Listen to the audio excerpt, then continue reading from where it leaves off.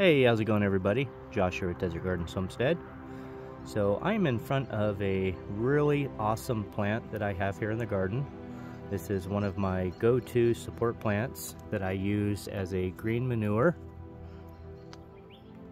a chop and drop, a fertilizer, organic fertilizer, a compost starter, and a soil builder. And this support permaculture plant is none other than Tithonia Diversifolia, aka Mexican sunflower. I have done videos on this permaculture dynamic accumulator in the past, but a subscriber, Corporal Chaos, had commented and asked for me to do a video on growing, propagating, and overwintering the Mexican sunflower. So in Zone 9A, which is where I'm at in Tucson, Arizona, in the Sonoran Desert, the Mexican sunflower does perennialize. I think you could probably perennialize this plant in zones as low as 8A or possibly 8B. But any colder than that, you would want to cut the plant almost flush at the base at the end of the growing season, which would be late fall. And then sort of like what I do with the moringa, you would just cut it flush or within about 4 to 6 inches and then just mulch heavily on top of it until the last chance of frost in the spring. The Mexican sunflower is extremely drought tolerant. Here in the Sonoran Desert, a very arid location, we have very little rain, and these guys are not on any drip irrigation. And the only water they receive is from hand waterings that I give them periodically. And the hand watering is fairly sparse for these guys, so they don't need a whole lot of water, which is a big plus. And they originate from Central and South America. And so in those locations, they are very used to more of a tropical atmosphere. Even though I think they come from a higher elevation, it still does not get below freezing. And so anything below freezing level for these plants causes severe dieback, and it would just be best to protect them, especially if you're in zones lower than 8, just to make sure that they do come back next spring. And besides being a dynamic accumulator, a green manure, these plants make beautiful, stunning flowers in the fall, late fall, and they are monarch butterfly attractors.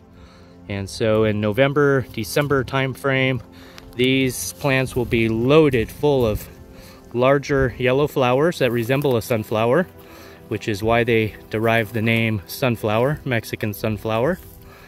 And so they are just a showstopper when most of everything else in the garden has ceased producing flowers. So it also helps all the pollinators. And you can just tell that I use these leaves quite often, as the branches up until beyond reaching levels are pretty slim. When I walk by, I'll typically grab a handful, throw them around other plants, feed them to my chickens, feed them to my goats. I believe that the usage or the nutrient value of these pound by pound is more than that of chicken manure, so they are very nutritious. And along with the moringa, at the end of the season, this is a plant that I love to chip up and turn into mulch for all my potted plants in the greenhouse.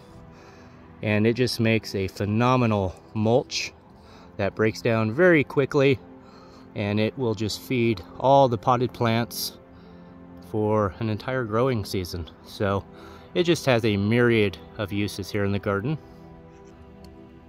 And for those of you that are in more temperate locations below zone 8, this plant can certainly be grown as an annual, and just allow it to die back in the late fall, winter time, and feed the land that it's occupying and surrounding.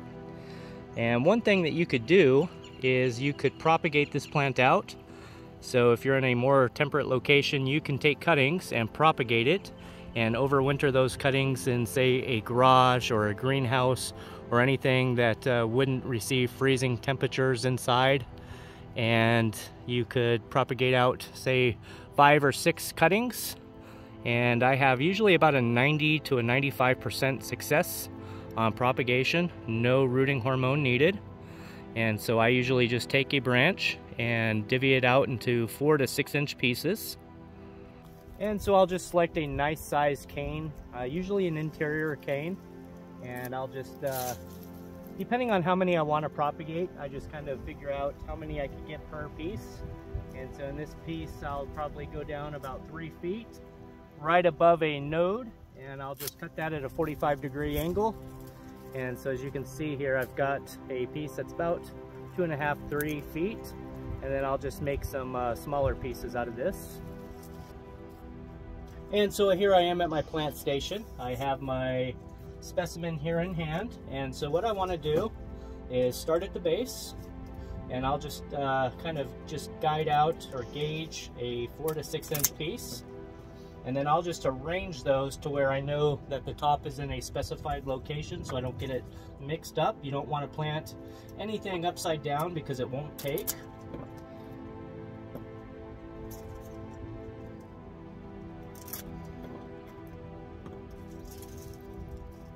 And then for this last piece, I think what I'll do is maybe I'll make one smaller. And then at the very top where you have the leaves, you'll just want to cut the leaves off. I just pinch them off with my fingernails. Pretty quick method.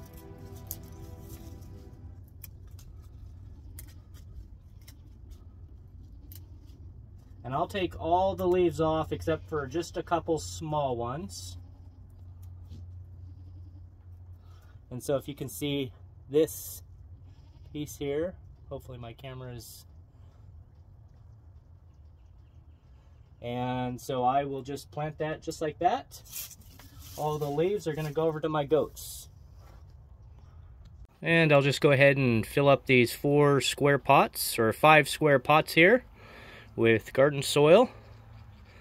And then I'll just plop the cuttings right in. No rooting hormone needed. They will just root pretty readily as is. And there we go. They are all set. Last but not least, I just want to water these in real well, and then just put them in a nice shady location, and just make sure that the soil stays moist, that it doesn't dry out. And within about 2 to 3 weeks, you will see new growth forming, and you will have some new plants before you know it.